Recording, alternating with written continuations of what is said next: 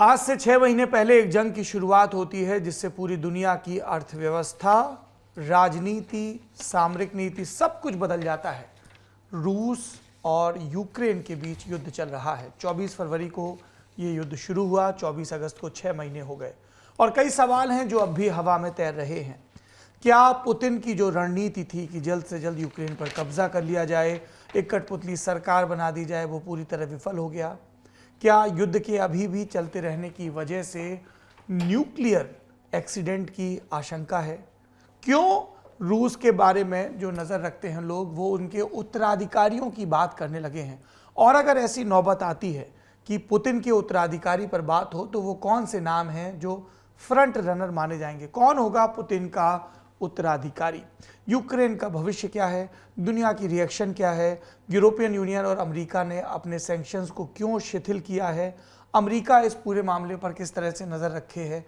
भारत की रणनीति में क्या किसी तरह की तब्दीली आई है? और सबसे अहम सवाल जो टीवी की पट्टियों पर चल रहा था कि ये तीसरे विश्व युद्ध की शुरुआत हो सकती है, वैसा तो नहीं हुआ थैंकफुली, पर इस युद्ध के सबक क्या है? रूस को क्यों पीछे हटना पड़ा? यूक्रेन के प्रतिरोध की रणनीति क्या है? और लेटेस्ट डेवलपमेंट क्या है रूस यूक्रेन युद्ध के? चूंकि इस जंग को शुरू हुए 6 महीने हो चुके हैं, जैसा हमने शुरू में बताया, इसलिए हमें लगा कि हमारे इस खास प्रोग्राम दुनियादारी की मास्टर क्लास में इस पर विस्तार से बातचीत की जाए।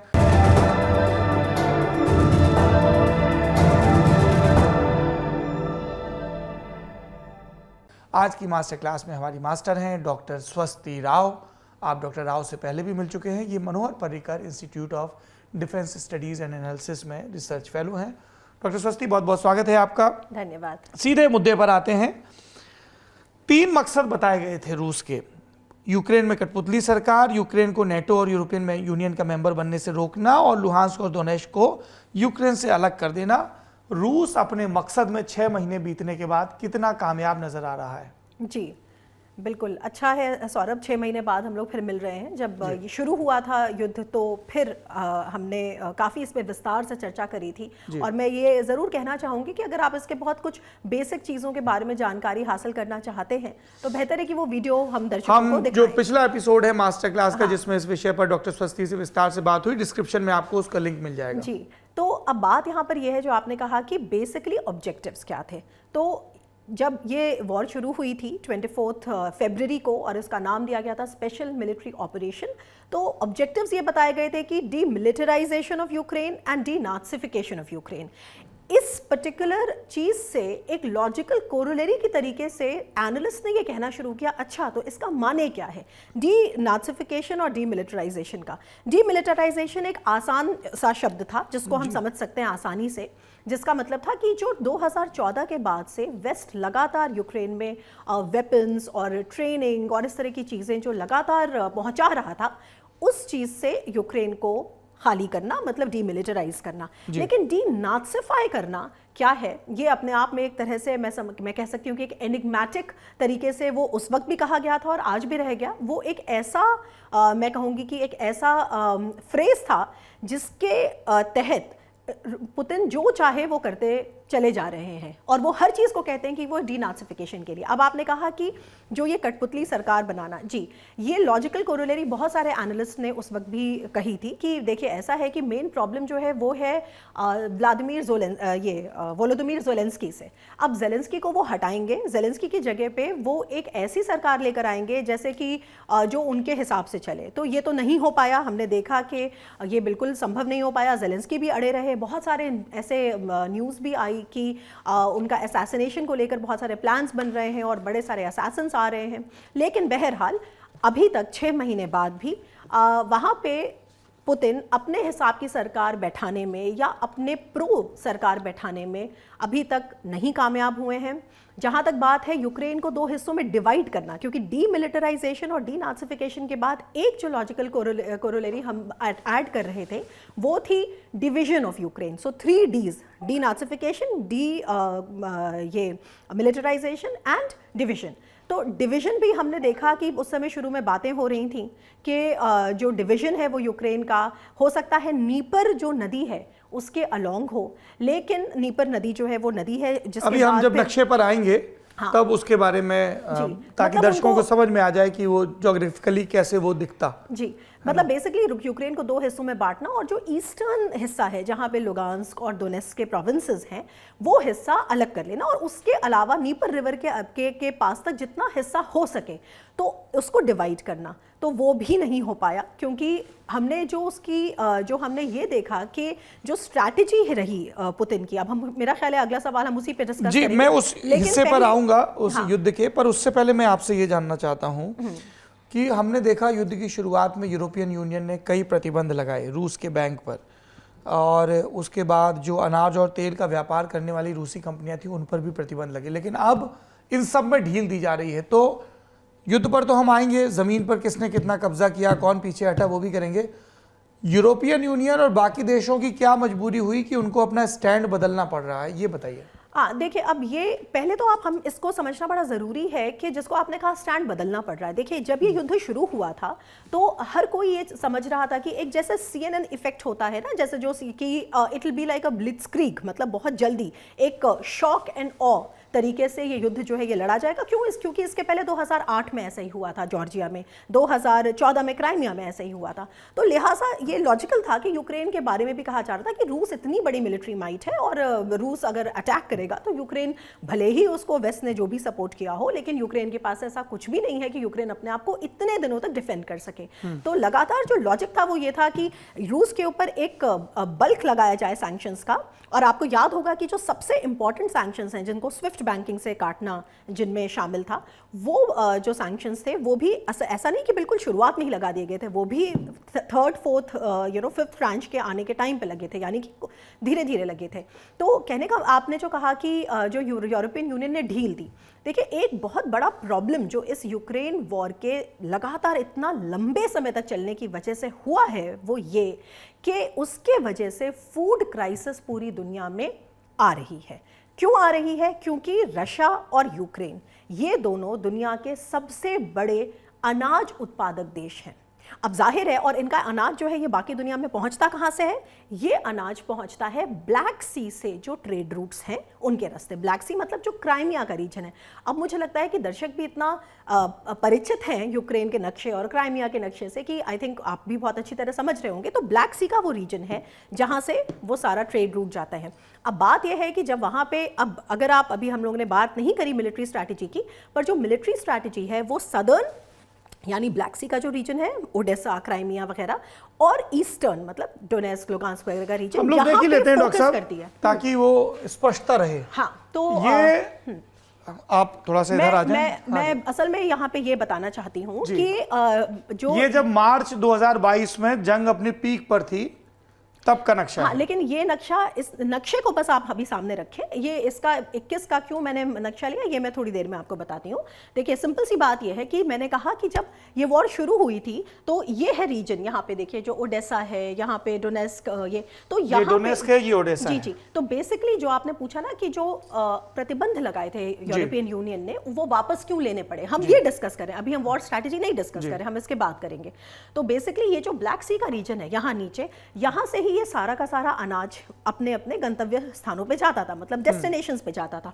और मजे की बात है कि ये जो ज्यादातर जो ये इसके जो डेस्टिनेशंस हैं, मतलब ये जो एक्सपोर्ट हो रहा था, ये डेस्टिनेशन कहाँ थे? ये वेस्टर्न, जो वेस्ट एशिया के कंट्रीज हैं और नॉर्थ अफ्रीका, यानी कि जो वाना रीजन है, वेस्ट एशिया, नॉर्थ अफ्रीका, या जिसको मीना रीजन भी कहते हैं, मिडिल ईस्ट और नॉर्थ अफ्रीका, उस रीजन में जाते थे। और अगर आप गौर करें तो आपको पता चलेगा कि ये वही रीजन है जहाँ पे दुनिया के काफी गरीब मुल्क और काफी जहाँ पे ह्यूमैनिटेरियन क्राइसिस ऑलरेडी चल रही है, वैसे मुल्क हैं ये। तो कहने का मतलब है कि चूंकि ये इतनी लंबी चल रही थी क्राइसिस, उसके वजह से एक टाइम के बाद जब यूनाइटेड नेशंस की तरफ से और ये रियलाइजेशन आने लग गया कि भाई वॉर तो कहीं जाने वाली है नहीं, वॉर तो भी चलने वाली है, तो बेहतर ये होगा कि हम कुछ एक ऐसा कॉम्प्रोमाइज ढूंढ सके जहां पर हम पर्टिकुलरली फर्टिलाइजर से संबंधित, अनाज से संबंधित चीजों पर जो सैंक्शंस लगे थे उनमें ढील दी जाए, ताकि यहां से जो एक दूसरी जगह क्राइसिस शुरू ना हो ताकि जाए, दूसरी जगह क्राइसिस ना शुरू, क्योंकि आप एक इस बात को ध्यान रखें, देखिए कि इस वॉर में क्या हुआ है, हमने एक अलग ही लेवल का, नेक्स्ट लेवल का हमने वेपनाइजेशन देखा है। किसका? एनर्जी का, एनर्जी के ट्रेड का वेपनाइजेशन हमने देखा है रशिया के द्वारा होते हुए, और हमने देखा है कि जो यूरोपियंस की जो डिपेंडेंस थी वो उसकी वजह से कितने लाचार हमें दिखे, स्पेशली जो बड़े बड़े कंट्रीज लाइक जर्मनी वगैरह। तो बेसिकली मैं यही कह रही थी कि ऑलरेडी देखिए weaponisation of energy has already happened, और ये पूरा इसका जो ग्लोबल रिपरकशन है वो कंट्रोल में नहीं आ रहा है। क्यों? जिस तरह से एनर्जी की जो प्राइसेस हैं, जो कमोडिटी प्राइसेस हैं, वो जिस तरह से हैं, और उसकी वजह से पूरी दुनिया में जो शेयर मार्केट्स वगैरह पे जो एक टम्बलिंग इफेक्ट उसका हमने देखा है। अब क्या है, अब यही वेपनाइजेशन अगर फूड के साथ होने लग जाए तो मेरा ख्याल है ये अलग ही लेवल का एक ह्यूमैनिटेरियन डिजास्टर, खाना देना या ना देना अपने आप में एक बड़ा औजार हो जाता है। हाँ बिल्कुल, मतलब वेपनाइजेशन ऑफ फूड की भाई हमारे पास अनाज है। अच्छा, ये आया कब है, आगे इस पे मेरा ख्याल है हम चर्चा जरूर करेंगे, लेकिन चूंकि इसके बारे में बात हो रही है तो मैं अभी शॉर्ट में बताती हूँ कि जो प्रतिबंध लगे हैं, अच्छा प्रतिबंध का भी नंबर हम आपको जान के हैरत होगी, जब से वॉर शुरू हुई है से अब तक लेकर और उसके पहले क्राइमिया के जमाने से इस वक्त रूस पे 11,000 प्रतिबंध लगे हुए हैं। 11,000 11,000 सैंक्शंस, अगर आप सबको मिला लें तो 11,000 types of sanctions are in place, जो रशिया के ऊपर लगे हुए हैं, जिसमें इंडिविजुअल भी हैं, एंटिटीज भी हैं, तमाम उनके कंपनीज भी हैं, स्टेट से रिलेटेड जो उनके पार्लियामेंटेरियंस मतलब डूमा के मेंबर्स हैं, ये सारे के सारे लोग हैं। तो ये जो आपने कहा ना कि ढील क्यों देनी पड़ी, ताकि एक क्राइसिस को मैनेज करते करते एक दूसरी उससे बड़ी क्राइसिस ना खड़ी हो जाए, क्योंकि उसको डील करने के लिए आप समझते हैं कि फूड एक ऐसी चीज़ है जहां पर उसका असर वो बच्चों से लेकर, और ना केवल ये केवल इस साल की बात नहीं है, फर्टिलाइजर का भी रूस जो है वो दुनिया में अग्रणी उत्पादक है और निर्यातक है। और फर्टिलाइजर्स में इंडिया वगैरह में भी आता है। हाँ, बहुत फर्टिलाइजर्स आते हैं हमारे पास। ऑयल तो हमने अब लेना शुरू किया क्योंकि हमें डिस्काउंटेड मिल रहा है, पहले तो हम फर्टिलाइजर ही ज्यादा लेते थे वहां से। तो ये अगर फर्टिलाइजर्स भी नहीं पहुंच रहे हैं तो इस साल ही नहीं अगले साल भी इसी तरह की फूड प्राइसेस का ये प्रभावित होगा। तो ये इस पर्टिकुलर कारण के वजह से ये इनको ढील दी, और उसके बाद फिर क्या हुआ वो हम आगे बात करेंगे। आप अभी बता दीजिए, अब तो नक्शे के सामने ही खड़े हैं कि अब हम लोग वॉर स्ट्रैटेजी के बारे में बात करें तो बेहतर बिल्कुल ये कि कैसे मंजर बदला, ये वो स्थिति है जब मेरे ख्याल से रूस सबसे ज्यादा डोमिनेंट पोजीशन पे था। देखिए मैं थोड़ा सा इसका बताती हूँ, क्योंकि ये थोड़ा सा एक जो ये इसका लिंक आप लोग डाल दीजिएगा कि ये मैप मैंने कहाँ से लिया है। तो जो सबसे डिटेल्ड इस वक्त दुनिया में अगर कहीं सबसे ज़्यादा डिटेल स्टडी हो रही है प्रतिदिन रशिया यूक्रेन वॉर की, तो वहाँ से ही मैंने ये मैप लिया है, और हम इसका डिस्क्रिप्शन बॉक्स में डेफिनेटली डालेंगे लिंक। दूसरी चीज़ देखिए क्या है, क्यों मैंने 21 मार्च, वॉर शुरू हुई है 24 फरवरी को।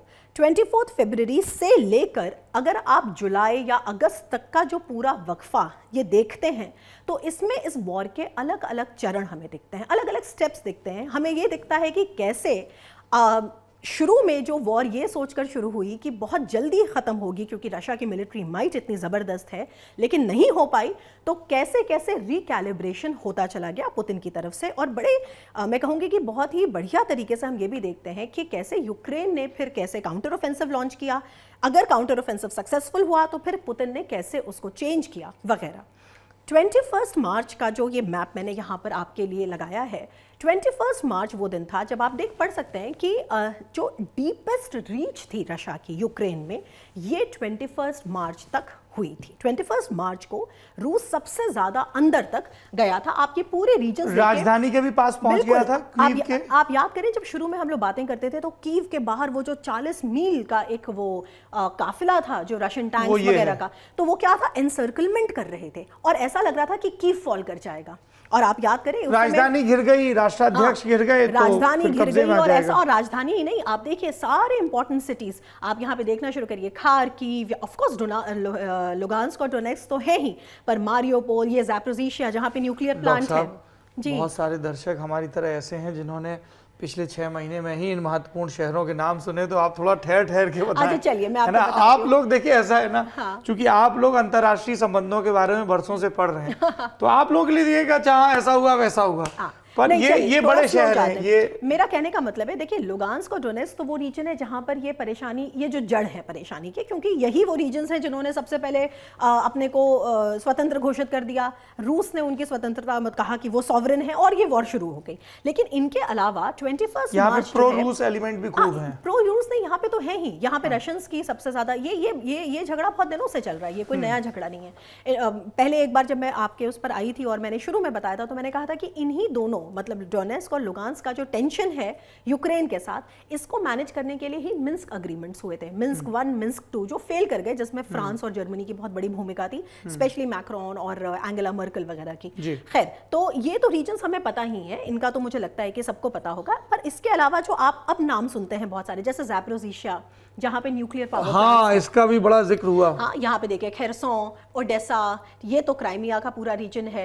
इधर आप देखें खार्किव, मतलब बेसिकली साउथ से लेके ईस्ट से लेके और नॉर्थ तक एक ऐसा लग रहा था कि रशिया हर डायरेक्शन से बढ़ता चला आ रहा है और अब यूक्रेन को कोई नहीं बचा सकता। 21 मार्च को एक ऐसा मंजर आया था।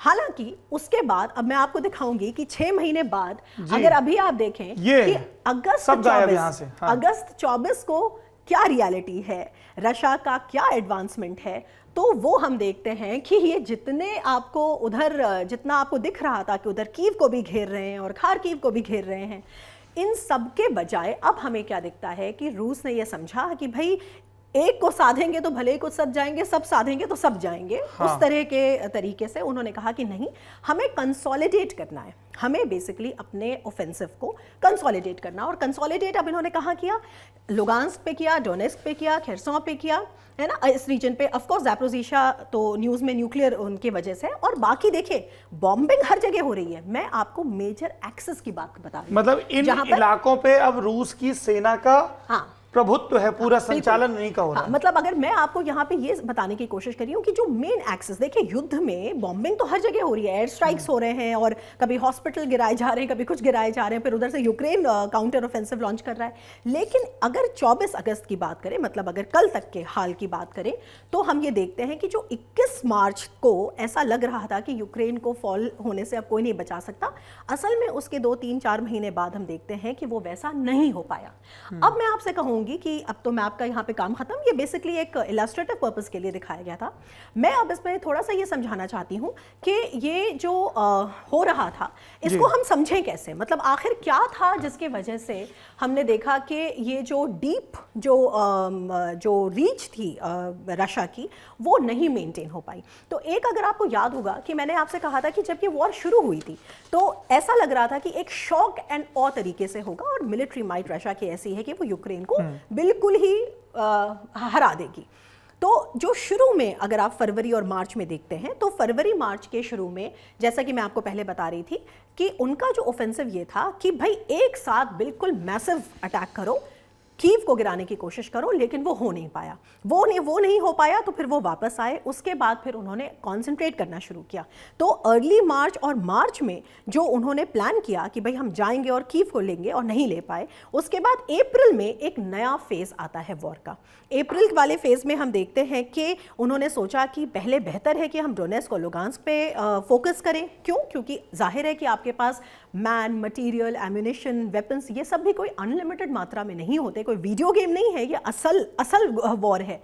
तो आपको इस चीज़ को मतलब कहीं ना कहीं ऐसे कह सकते हैं कि एक एफिशिएंट तरीके से रशिया कैसे प्लान करेगा। और ये भी गौर करें, अगर रशियन मिलिट्री स्ट्रैटेजी की बात है तो आपको ध्यान होगा कि बहुत बार इस बात का क्रिटिसिज्म हुआ कि रशिया के पास थिएटर लेवल पर कोई कमांडर नहीं है, थिएटर लेवल का कमांडर नहीं है। बहुत दिनों बाद ऐसा लगा हुआ कि थिएटर लेवल का एक कमांडर उन्होंने नियुक्त किया। तो ऐसे तमाम छोटी छोटी कमियां थीं जो रशिया की वॉर स्ट्रैटेजी में आने लग गई। एनालिस्ट उनके बारे में बात करने लग गए और फिर एक तरह से ये देखा कि अच्छा, तो ये कारण थे जिसके वजह से भाई मार्च में जो उन्होंने अपनी पहुंच बनाई थी उसको वो बरकरार नहीं रख पाए और उनको पीछे हटना पड़ा और दोबारा से उनको अपना रीडिस्ट्रीब्यूट करना पड़ा।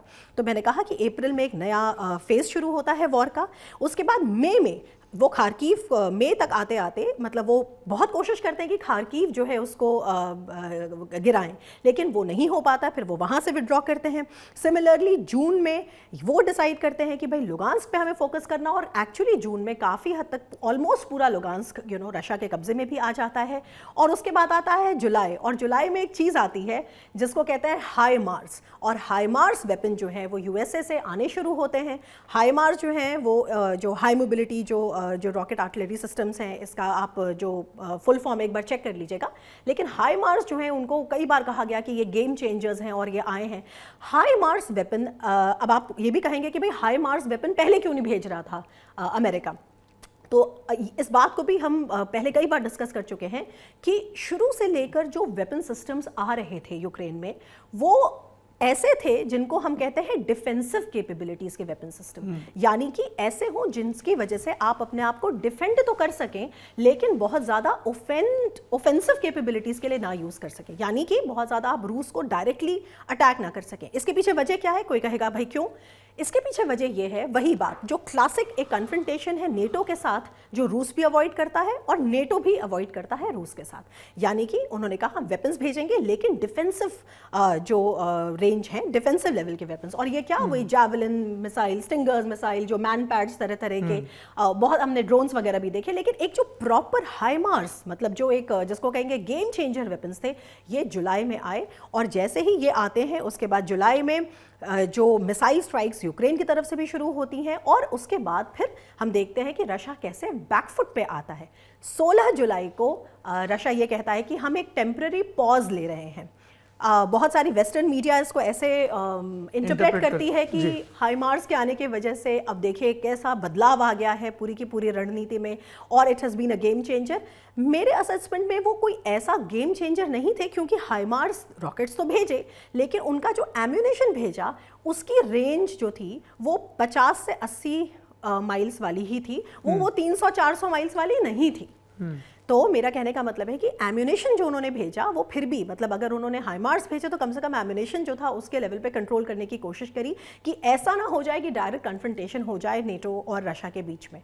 तो जुलाई में हमने ये देखा, 16 जुलाई को थोड़ा सा एक मैं कहूँगी कि एक तरह से एक ब्रेक आता है, और पुतिन कहते हैं कि देखिए ये ब्रेक हमारी किसी कमज़ोरी की वजह से नहीं है, ये तो हम रिफ्यूल कर रहे हैं और हम रीऑर्गेनाइज कर रहे हैं और हम अपने लॉजिस्टिकल कारणों से हम ये ले रहे हैं। इसके बाद हम फिर आएंगे, ऑफेंसिव लॉन्च करेंगे और हम और भी ज़्यादा सीरियस तरह से ऑफेंसिव लॉन्च करेंगे। और आप देखते हैं कि हर तरीके के मिसाइल्स, मतलब न्यूक्लियर वेपन्स को छोड़कर रशिया के पास जितने मिसाइल्स हैं, हाइपरसोनिक मिसाइल्स हैं, वो ये सारे के सारे यूक्रेन के युद्ध में इस्तेमाल कर चुका है। तो ये कोई कहने वाली बात नहीं है कि युद्ध में एस्केलेशन बढ़ता जा रहा है, लेकिन जैसे युद्ध में एस्केलेशन रशिया की तरफ से बढ़ रहा है, उधर से यूक्रेन के पास काउंटर ऑफेंसिव कैपेबिलिटीज़ भी उसी तरह से पहुंचाई जा रही हैं, और इसी वजह से ये जो युद्ध है ये एक तरह से अनंत काल की तरफ ऐसा लग रहा है कि जा रहा है। हालांकि जा नहीं सकता, कोई भी युद्ध नहीं जा सकता, पर अभी ये इस तरह से जा रहा है। डॉक्टर स्वस्ति, हम लोग अब रूस के राजनीतिक और सैन्य प्रशासन की तरफ, पुतिन की तरफ मुड़ेंगे। 20 अगस्त को खबर आती है और हम लोग नए सिरे से गूगल करने लगते हैं कि अलेक्जेंडर डुगिन ये कोई आध्यात्मिक गुरु हैं और ये अपनी राइटिंग्स में जो जो चीज़ें कह चुके हैं, पुतिन दरअसल वो चीज़ें कर रहे हैं, चाहे वो क्राइमिया पर कब्जा हो, चाहे जॉर्जिया की बात हो या यूक्रेन की बात हो। और फिर खबर आती है कि एक समारोह में वो लौट रहे होते हैं और कार ब्लास्ट होता है, जो कहा गया कि जो अलेक्जेंडर डुगिन को मारने के लिए था, लेकिन उनकी बेटी है डारिया डुगिन, वो उसमें मारी जाती हैं। और रूस इल्ज़ाम लगाता है यूक्रेन के ऊपर, यूक्रेन कहता है हमारा इससे कुछ लेना देना नहीं है जी। हम लोग ये समझना चाहते हैं कि पुतिन और उनके कामों को एक इंटेलेक्चुअल फ्रेमवर्क देने में इनका क्या योगदान, थोड़ा सा अलेक्जेंडर डुगिन और उनकी पूरी प्रोपेगेंडा या फिलॉसफी के बारे में बताएं। जी देखिए, एक मैंने यहाँ पे मैप भी आपके लिए लगाया है, एक कॉन्सेप्ट है नोवोरोसिया। जी हाँ, ये तो जो आपने ये पुराना नक्शा दिखाया हाँ, था, एक मैंने आपको ये कुछ 1819वीं शताब्दी के आसपास का एक कॉन्सेप्ट है। इसमें थोड़ा सा हम इसको समझते हैं कि ये क्या है। उसके बाद हम बताएंगे कि अलेक्जेंडर ड्यूगिन का क्या रोल है या उनकी बेटी दारिया दुगीना का क्या रोल है। बस इसको आप ऐसे समझें, ये पुराना नक्शा है तो इसमें ये बिल्कुल वैसे टेरिटरी वाइज नहीं बटा हुआ है, लेकिन आप इसमें समझ सकते हैं कि नोवोरोसिया का मतलब क्या है। देखिए ये जो न्यू रशिया, नोवोरोसिया का लिटरल ट्रांसलेशन है न्यू रशिया।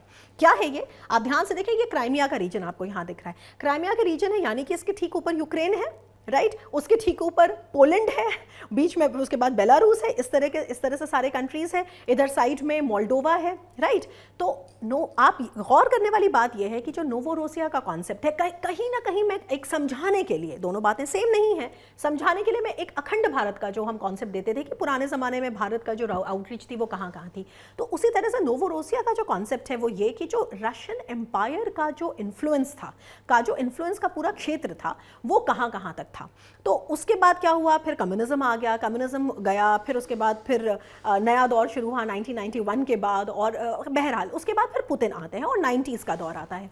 90s के दौर में ऐसे रशिया में एक नहीं दो नहीं, ऐसे बहुत सारे इंटेलेक्चुअल्स हैं जो अल्ट्रा नेशनलिस्ट्स हैं, जो जिनको वेस्ट कहता है कि वो बहुत ही फैसिस्ट हैं, मतलब अपने जो अल्ट्रा राइट लीनिंग के वजह से, वो सब के सब, और अलेक्जेंडर ड्यूगिन उसमें से सिर्फ एक हैं, और जिस तरह से उनको इस वक्त बताया जा रहा है कि वो पुतिन के ब्रेन हैं और एटसेट्रा, ऐसा कुछ नहीं है। वो अलेक्जेंडर ड्यूगिन जैसे तमाम लोग हैं जो इस बात को कहते हैं कि रशिया जो है वो एक नोवोरोसिया का जो कॉन्सेप्ट है उसके प्रति उनका कमिटमेंट है, कि वो बिल्कुल नहीं मानते, वो पोलैंड को कोई देश नहीं मानते। और वो सिमिलरली, अगर आप उस कॉन्सेप्ट से आप वाकिफ होंगे कि भाई आखिर क्यों रशिया जो है वो इतनी आसानी से कभी क्राइमिया ले लेता है, क्राइमिया वो कहता है हमारा पहले था, पोलैंड है, मोल्डोवा है, आखिर क्यों ये जो कंट्रीज हैं ये कहता है कि ये पार्ट नहीं बन सकते नेटो का, पार्ट नहीं बन सकते EU का। तो एक आर्ग्यूमेंट तो सिक्योरिटी आर्ग्यूमेंट है, जो मॉडर्न आर्ग्यूमेंट है कि भाई आप हमारे बिल्कुल बैकयार्ड तक आ गए, पर उसका एक फिलोसॉफिकल आर्ग्यूमेंट भी है। जो फिलोसॉफिकल या जो आइडियोलॉजिकल जो आर्ग्यूमेंट है वो ये कि देखिए भाई ये हमारा ट्रेडिशनल प्रभाव क्षेत्र है, हम मतलब चाहते हैं, आइडियल ये है कि हम इस नोवोरोसिया के कॉन्सेप्ट को कभी, आज नहीं कल, उसके बाद कभी भी जब भी हो सके हम इसको दोबारा रियलाइज करें, एटलीस्ट मन में ये जो सेंटिमेंट है। ऑफ कोर्स ये इंटरनेशनल लॉ के हिसाब से नहीं है, तो ऐसा नहीं है कि कहीं पर ये आपको रशिया के मैप्स में दिखता है, लेकिन ये 19th सेंचुरी का एक जो मैप है, इससे हमें ये पता चलता है कि नोवोरोसिया और उसके प्रति कमिटमेंट रशिया के अल्ट्रा नेशनलिस्ट इंटेलेक्चुअल्स में बहुत ज़्यादा है। और अलेक्जेंडर ड्यूगिन जिनकी बात हो रही है, अलेक्जेंडर ड्यूगिन ऐसे ही एक इंटेलेक्चुअल थे, ऐसा नहीं है कि वो पुतिन के बड़े करीबी थे या पुतिन से उनका रोज़ मिलना जुलना था, ऐसा कुछ नहीं है। लेकिन हाँ ये ज़रूर है कि 90s के दौर से पहले उनको कोई बहुत ज़्यादा जानता भी नहीं था। 90s के दौर में फिर वो आए, उन्होंने लेक्चर्स वगैरह देना शुरू किया। क्यों? क्योंकि पुतिन के आने के बाद से ये जो पूरा सेंटिमेंट था नोवोरोसिया के प्रति वो दोबारा आने लग गया, राइट, क्योंकि पुतिन भी तो रशियन एम्पायर और उसकी ग्लोरी की बात करते हैं। और मैं उनके क्लेम टू फेम में एक बात कह सकती हूँ कि अलेक्जेंडर ड्यूगिन जो हैं वो, उन्होंने किताब लिखी फिर रशिया के पुरानी ग्लोरी के बारे में एटसेट्रा, कि रशियन का जो रशिया स्टेट है वो क्या होना चाहिए। और उसमें से कुछ चीज़ें जो है वो रशिया के डिफेंस जो कॉलेज है उसमें, स्टाफ कॉलेज वगैरह में पढ़ाई जाती हैं। तो उतना ही लिमिटेड इम्पैक्ट है। ऐसा कहना कि वो कोई बहुत बड़े इंटेलेक्चुअल थे या कोई स्पिरिचुअल गुरु थे पुतिन के, ऐसा कहना अतिशयोक्ति होगी और उसके अलावा कुछ नहीं। पर हाँ ये जो मर्डर हुआ है, मतलब दारिया दुगीना का, रशियन में वो एक होता है ना कि डुगिन जो है वो मेल के लिए है, लेकिन अगर उनकी बेटी के बारे में बात करेंगे तो हम उसको डुगीना कर देंगे। अच्छा, तो दारिया डुगीना तो दारिया डुगीना एक यंग लड़की है, and she is also quite, West तो कहता है कि वो बहुत प्रोपेगेंडिस्ट है और बहुत डिसइंफॉर्मेशन में बड़ा रोल है, लेकिन अगर आप रशिया के नज़र से देखें तो वो नेशनलिस्ट और एक बहुत ही, मैं कहूँगी कि प्रॉमिसिंग यंग लड़की है। और काफ़ी मतलब मुखर तरीके से वो रशियन वॉर के और जो पुतिन के जो एक्शंस हैं यूक्रेन में, उनकी वो समर्थक भी है। और वहीं पे ये पता चलता है कि ये डेथ, मतलब जो मर्डर है ये हुआ है, और इस मर्डर के बाद मतलब जो ब्लास्ट हुआ है, जिसमें पहले अलेक्जेंडर ड्यूगिन को खुद बैठना था और लास्ट मिनट पे उन्होंने कहा कि नहीं वो दूसरी गाड़ी से जाएंगे, और डुगीना जो थी वो अकेले थी, और दारिया एक्सप्लोजन हुआ, आई थिंक एक्सप्लोजन हुआ, ये टोयोटा गाड़ी में थी या किसी में। अब यहाँ पे बात आती है कि यूक्रेन ने फौरन कहा कि भाई हमारा इससे कोई लेना देना नहीं है, we are not a terrorist state और हम इस तरह की हरकतें नहीं करते। लेकिन जाहिर है कि सबसे पहले जो शक की सुई है वो यूक्रेन पर ही जाती है, इसमें भी कोई डाउट नहीं है। दूसरी चीज़ ये कि आप, मुझे नहीं पता आप लोगों को ये चीज़ अपडेटेड है या नहीं, कि उसके असैसिन को पकड़ लिया गया। वो एक महिला है जिनके बारे में पता चला कि वो वहाँ से तुरंत एस्टोनिया चली गई और एस्टोनिया से उनका एक कनेक्शन था, एस्टोनिया में थी, और अल्टीमेटली वो बेसिकली जो अज़ोव बटालियन है जिसके बारे में हम कई बार बात कर चुके हैं, उसकी एक मेंबर थी। अब थोड़ा एक बार रिवाइज कर दें, अज़ोव बटालियन। अज़ोव बटालियन क्या है? अब Azov battalion is one of the several neo Nazi groups that are operating in Ukraine. एक बार मैंने आपसे कहा था कि 2014 के बाद, क्राइमिया के एनेक्सेशन के बाद से, जो हम कहते हैं कि वेस्ट मिलिटराइज कर रहा था यूक्रेन को, तो वेस्ट यूक्रेन की मिलिट्री को तो कर ही रहा था, मतलब मिलिटराइज, उनको ट्रेनिंग दे रहा था। वेस्ट और CIA का ऑपरेशन जो था वो अज़ोव बटालियन, सेंचुरिया बटालियंस जैसे ग्रुप्स को भी मिलिटराइज करने में था, जो बेसिकली एक पैरामिलिट्री ग्रुप की तरीके से यूक्रेन में काम करते हैं। ये जिस हिस्से के बारे में हम लोग दुनिया की बात कर रहे हैं, यहाँ पे मिलिट्रीज का एक रोल है और पैरामिलिट्री ग्रुप्स का भी एक बहुत बड़ा रोल है। तो अज़ोव बटालियंस, पर्टिकुलरली जो सी ऑफ अज़ोव, अगर मैप आप दिखाइएगा इसमें, जो सी ऑफ अज़ोव है साउथ में यूक्रेन के, उसके आसपास का जो एरिया है, उनका जो मारियोपोल जो है वो उनका बड़ा गढ़ माना जाता है।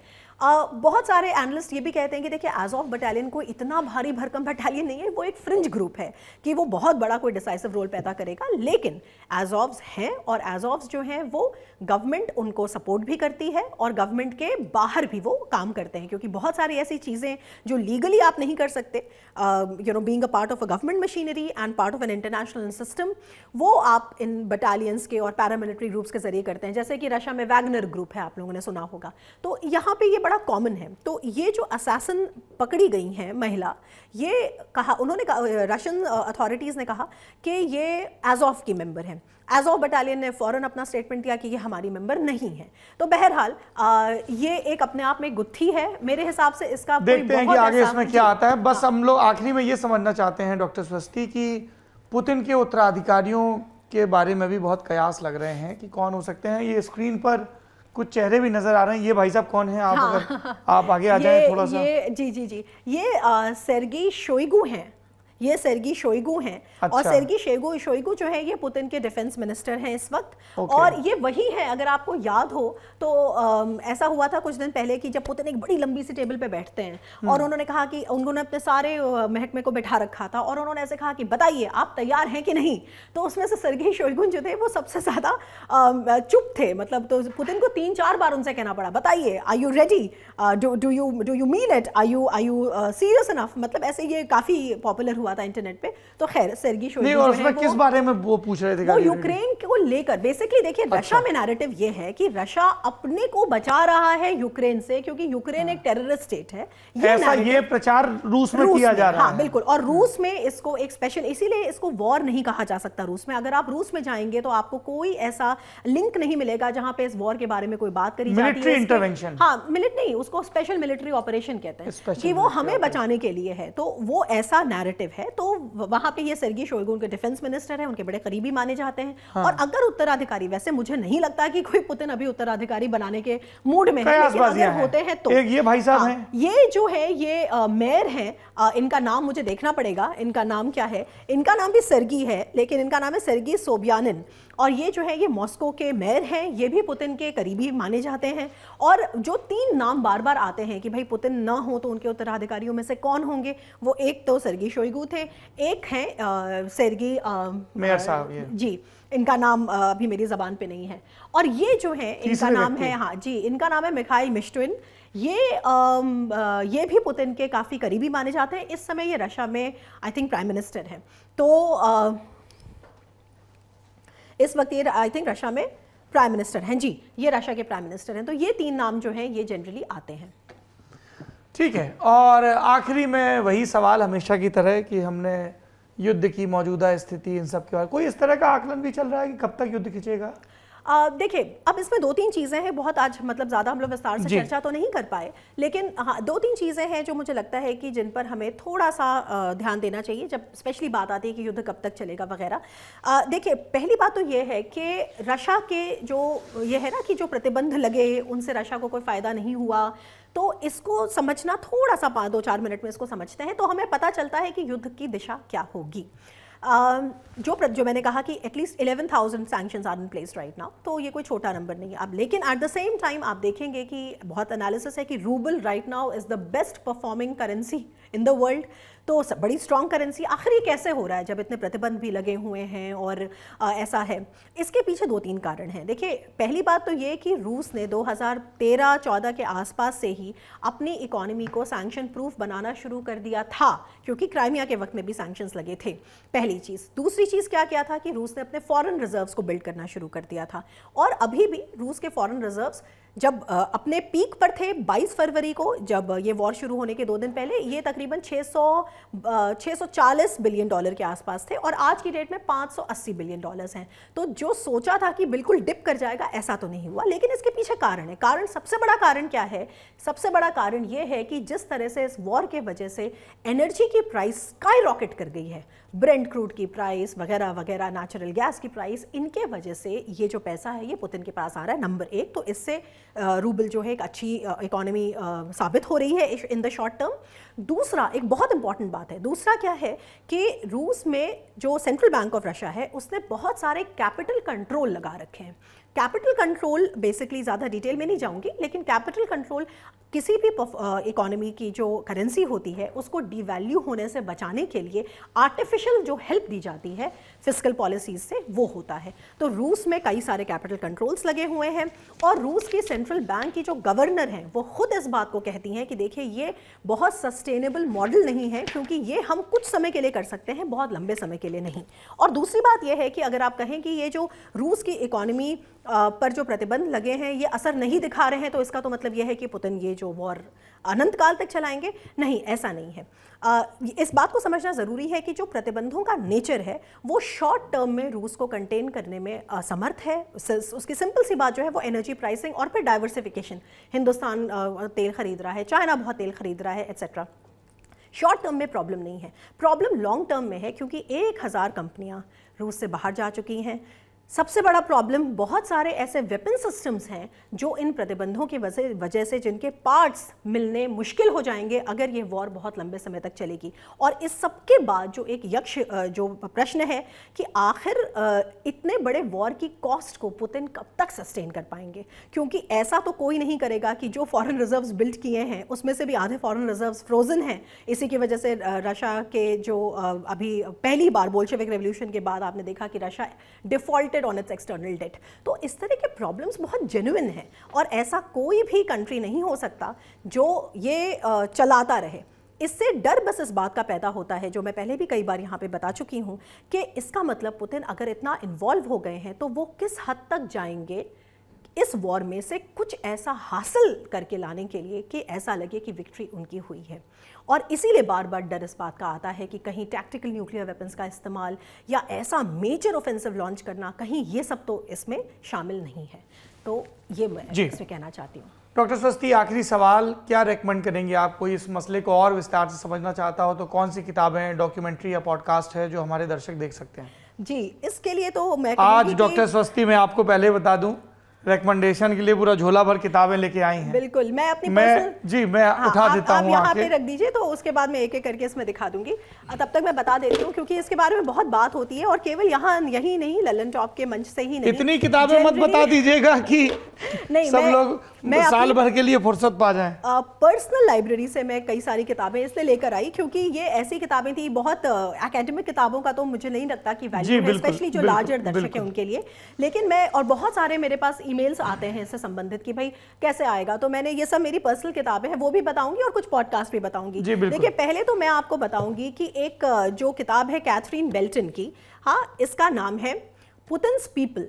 इससे आपको जो पुतिन का जो इनर सर्कल है और वो कैसे बना है, उसके पीछे के क्या मैं कहूँगी मतलब क्या गणित है उसका क्या डायनामिक्स है, उसका क्या रैशनल है, उनके क्या ऑब्जेक्टिव्स हैं, पुतिन कैसे इतने बड़े कंट्री को ऐसे कैसे कंट्रोल करते हैं, आपको ये किताब बताएगी। पुतिन्स पीपल, और बढ़िया किताब है ये, बेस्ट सेलर है और मुझे भी बहुत इसको पढ़ के बहुत सारी चीज़ें पता चली। सिमिलरली एक किताब मैं आपको बताऊंगी, ये रेबेका कॉफलर की किताब है, इसका नाम है पुतिन्स प्लेबुक, और ये जो है ये बहुत सारे लंबे तरीके से बताती है, काफ़ी मतलब पीछे जाके बताती है कि ये एक लॉन्ग गेम क्या चल रहा है।